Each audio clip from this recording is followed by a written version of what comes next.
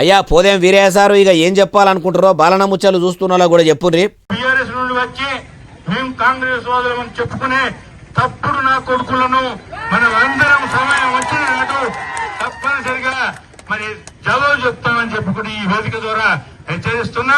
తప్పుడు నా కొడుకులని ఎవరినన్నాడంటే BRS party తరపున నిలబడి గెలిచిన 10 మంది ఎమ్మెల్యేలు పార్టీ ఫిరాయించి కారుకు కాలిచ్చి శైల చేతులు కలిపి కూడా ఇంకా మేము గులాబీ గుడిసెలనే ఉన్నామని చెప్పుకుంటున్నారు కదా. అగో అసోటోళ్ళ గురించి అంటుండు. మరి పార్టీ మారినోళ్ళ భద్రాచలం ఎమ్మెల్యే తెల్లం వెంకట్రావు సార్ కూడా ఉన్నాడు కాబట్టి ఇట్లా అనుకొచ్చిండు.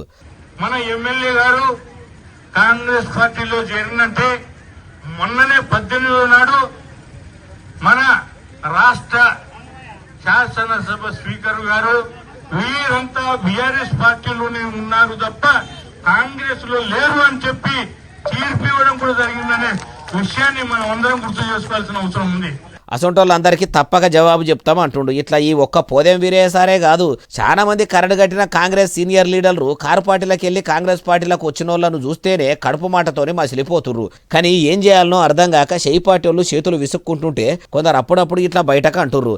పార్టీ మారిన ఎమ్మెల్యేల పరిస్థితి మాత్రం ముంగడికి పోతే నొయ్యి వెనకకు పోతే గొయ్యి అన్నట్టే కాకుండా ఎవరు పడితే వాళ్ళు ఇట్లా ఎత్తిపొడిచే కాడికి వచ్చా అంటుర్రు ఈ ముచ్చటిన్నోళ్ళు.